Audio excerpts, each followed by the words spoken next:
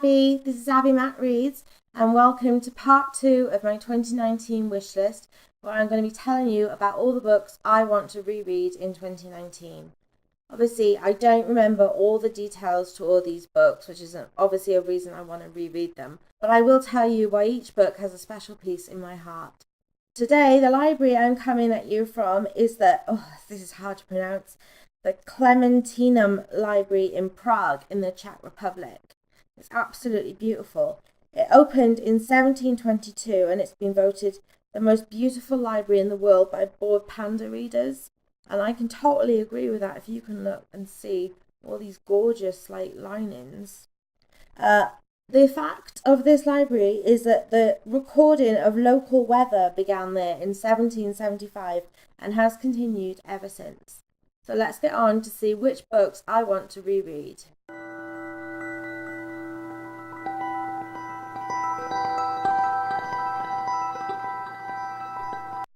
The first book I could come up with to reread is Alice in Wonderland by Lewis Carroll.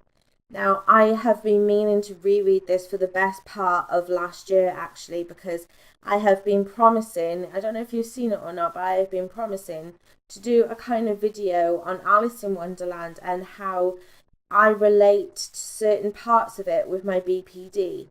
There are just certain metaphors in Alice in Wonderland that really resonate with me as BPD symptoms that I go through. And I feel like if I could release this video, half talking about Alice in Wonderland and half talking about how I can explain certain things through these certain metaphors, I think it might help people understand a bit more. That being, and it is one of the most classic children's pieces of literature ever. And it's also a children's book that you can totally read and enjoy in adult life. It makes me laugh every time I read it. It is one of the funniest books ever, adult or non-wise. So I definitely want to reread it in 2019. Trilogy by Erica Johnson. I read this trilogy years ago, way before I started BookTube. So it was a nice surprise to me to see that they are quite popular on BookTube still at this moment as well. They kind of focus on Kelsey, who's been brought up in hiding but is heir to the throne of this kingdom of Tearlin, this fantasy world. Her uncle before her and her mother before that were kind of evil and ran it in a very horrible way. There are terrible injustices that happen in this land, and the Red Queen is a fantastic villain in this. I love a good villain in a story, and she is absolutely brilliant to follow. Even from the first book, I will say, there are clues, little clues that you should pick up on that shows that Tearlin and this whole kingdom, this whole land, is set apart from normal fantasy lands. But you have to keep reading, especially in the second book in the trilogy, to find out why that is. It's very original. And I really loved it. It's very intelligent, but it's very adult as well. I don't recommend it for young teens at all. It's really adult, but really good. The third book I have picked is Jane Eyre by Charlotte Bronte. This was the first classic I read outside school. After I left school, I didn't really read classics for many years. And then I decided that I wanted to read some more kind of important books. So when I was about, say, 26, I picked up Jane Eyre and I read it and I fell in love with it. And it is my favourite classic to this date. I mean, Jane is an amazing character in literature. She is so strong-willed, she has such high spirits, and she's very independent and does what she wants. Even like her kind of romance with Mr. Rochester has these amazing twists and turns. I mean, I'm sure you've heard about The Woman in the Attic, but if you haven't read it, you must read it for that. And it's a masterpiece of a book, and I can't wait to delve into it again. The fourth book I have picked to reread in 2019 is The Grapes of Wrath by John Steinbeck. I fell in love with this book pretty quickly, and I also think it's a very important book as a kind of standpoint of American history. The Depression is not really told about much in UK history, although it should be, because it was a changing point for so many lives in that time. And this follows the Joad family, who are sharecroppers in the Dust Bowl of Oklahoma, who travel to California to try and find work to save their families. They don't really know what to expect. There are a lot of setbacks along the way, but as I've said before, I really love books that explain how ordinary people cope under extraordinary circumstances. The writing is amazing. I've read of quite a few John Steinbeck books. I read of Mice and Men in school, and I love that because it was short, but also because every single book he writes has a big message to tell along with the story, and the story never suffers by introducing such a big meaningful point either. So it is a good book, and I can't wait to read it. The fifth book I have picked is The Night Circus by Erin Morgenstern.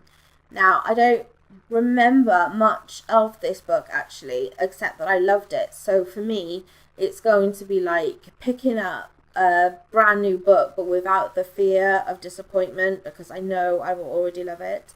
Obviously, it is about a kind of strange, mysterious circus that travels kind of around the world and opens up at night with no kind of warning. It focuses on the performers inside. It's historically set, which I love, and has a bit of kind of magic in it, which is brilliant. Spencer hated it. I tried to get Spencer to read The Night Circus, and he hated it because it is so slow-paced. But for me, I'm not a massive fan of slow-paced books, but I think The Night Circus's story is good enough for it not to bother me. So that's another one. The sixth book that I can't wait to reread, actually, especially this one, is The Miniatureist by Jessie Burton.